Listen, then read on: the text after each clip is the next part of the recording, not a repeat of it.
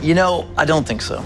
I've got some things I've been wanting to do for a while, and we've been building cars, we've been really busy. There's definitely a different direction I want to go, and here I just can't do both. Aaron Kaufman's sudden departure from Fast and Loud at the peak of its popularity remains a mystery.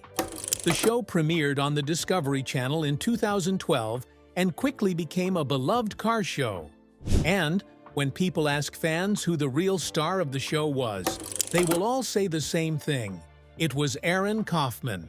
But then, in 2016, Aaron left the show suddenly, which sparked a lot of questions. What happened to him? And why would he leave such a successful career? Join us as we explore the story behind the scenes to find out what really happened to Aaron Kaufman, the boy who learned from magazines. Aaron Kaufman grew up in the small town of Crowley, Texas, a place that doesn't appear on many maps but shaped one of the most talented mechanics in the country. His father had a passion for cars, but put that passion aside when responsibilities came calling. And Aaron inherited the love without ever having a hot rod in the driveway to practice on. So he did what any determined kid would do. He taught himself, reading automotive magazines cover to cover and absorbing everything he could about engines, fabrication, and the art of turning something ordinary into something extraordinary. When Aaron turned 16, he owned an old Jeep Cherokee and a growing passion for working on cars. Unlike most teenagers, he didn't dream of being famous or on TV. Instead, he imagined engines running smoothly and the sound of a perfectly built motor. This strong focus made him different from a young age, and it would eventually take him further than anyone in Crowley, Texas, ever thought possible for someone from their town. Aaron taught himself a lot without any formal training or a mentor. He learned by trying things, making mistakes, and starting over many times. This hard-earned knowledge became the base for everything he did later, both in his work and personal life. But it also brought him some tough challenges. Richard Rawlings started Gas Monkey Garage in Dallas, Texas in 2002. At first, it was a small shop with big dreams. Rawlings had the energy and motivation, but he needed someone who could actually build the cars to match his ideas. When Aaron Kaufman joined, the shop got the skills it needed to match Rawlings' confidence. Together, they formed one of the best partnerships in the car industry. Aaron didn't just work at Gas Monkey Garage from the beginning. He helped build it from the ground up. He was there during the grinding early years when the shop was finding its footing, when the money was tight and the hours were brutal and the glamour of television was nowhere in sight. He contributed not just his mechanical skills, but also his ability to organize a build, to think through a restoration from start to finish, and execute it at a level that made buyers reach for their checkbooks. For many years, this partnership was low-key, with two very different men managing a successful garage in Texas. Then, the Discovery Channel reached out, and everything changed. Rawlings was always good at performing, and TV suited his big personality. Aaron was more shy and private, but the cameras liked him too. His skills were attractive, and viewers quickly realized he was someone who really knew his stuff every time. And what followed was the kind of television success that neither of them had fully prepared for or could have imagined would come with such a complicated price tag. The making of a television icon. When Fast and Loud started in June 2012, it was obvious that the show was unique. Richard Rawlings was fun to watch. Like a firework, he was loud, bright, and hard to miss. But Aaron Kaufman made the show believable. And that is what brings car fans back every week. He wasn't acting. He was just being himself. And that realness came through on screen in a way that screen or script writing could not achieve. The plan was easy but effective. Rawlings would look for old, damaged cars with interesting stories and buy them for a low price. Then, Aaron and a small team would do what felt like magic, turning these wrecks into amazing cars, all while racing against tight deadlines and limited budgets. In just the first season, they built 12 cars in 24 weeks, which sometimes made Aaron so tired that he would sleep inside the cars he was working on instead of driving home.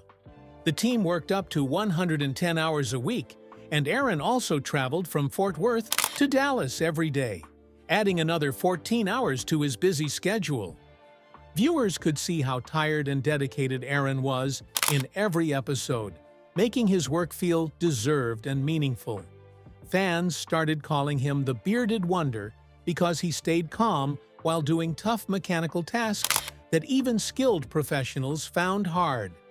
He became one of the most respected people in car television. He received a lot of fan mail, and social media went crazy whenever he appeared on screen. He had become a true television star without even trying. But icons are rarely as comfortable as they look, and behind Aaron's steady on-screen presence, something was quietly beginning to crack. The Pantera build that changed everything. Every long journey has a key moment when a person realizes they are not where they want to be anymore. For Aaron Kaufman, this moment happened with a project that never aired. The car was a De Tomaso Pantera, a unique Italian-American sports car that was exactly the kind of challenging project Aaron had always wanted. It needed a lot of time, patience, and skill, things that the TV schedule couldn't easily allow. Working on the Pantera, Aaron glimpsed what his work could look like when the artificial deadline pressure was removed. He could pour himself into every detail. He could solve problems the right way instead of the fast way. He could build something that would stand as a genuine piece of automotive art. And then, the cameras moved on to the next project, the next flip, the next car that needed to be bought cheap and sold fast. And Aaron was left with a feeling he couldn't shake. In interviews after his departure, Aaron was unusually candid about this moment.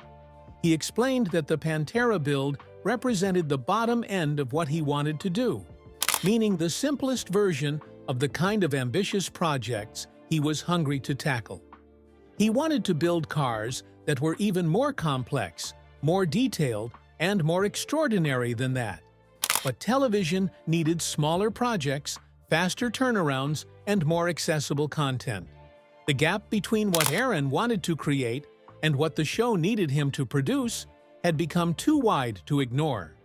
And once Aaron had seen that gap clearly, he couldn't unsee it. The question was no longer whether he would leave, but when and how. Creative tensions behind the cameras. Working on a reality TV show is very different from how it seems. The cameras are always on you, the schedules are tough, and there is a lot of pressure to make every episode exciting and dramatic. This can create stress that people don't always see coming.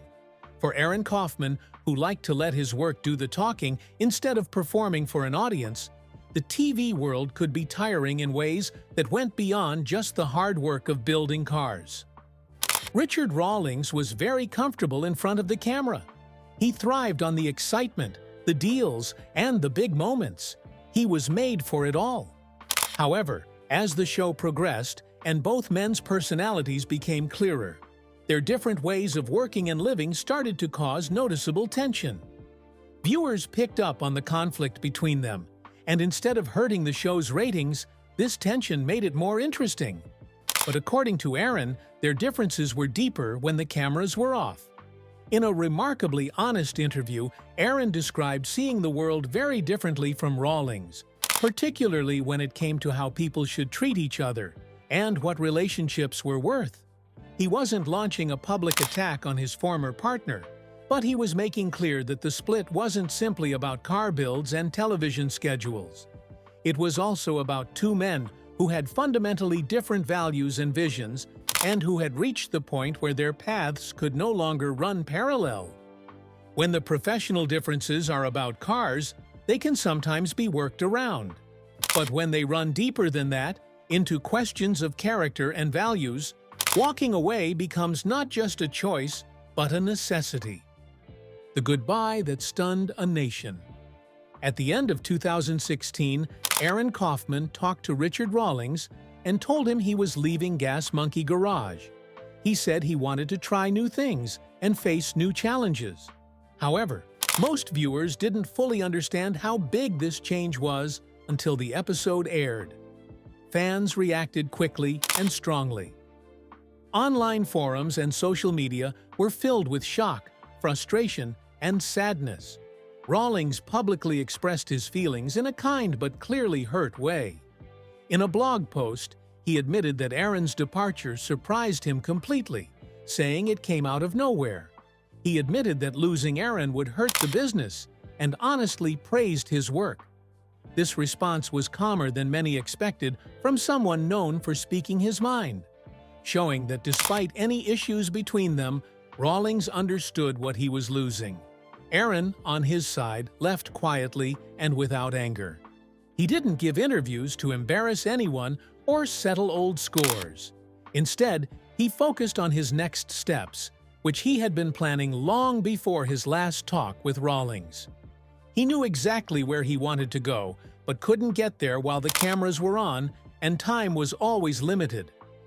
Right after leaving Gas Monkey Garage, Aaron Kaufman started something new. He put together a small group of mechanics and builders and opened Arklight Fabrication in Austin, Texas. This shop was based on ideas the TV never let him fully explore. At Arklight, there were no fake deadlines, no producers pushing him to finish quickly, and no pressure to make projects easier to understand. It was all about the work itself. From the start, Aaron knew what Arklight would focus on.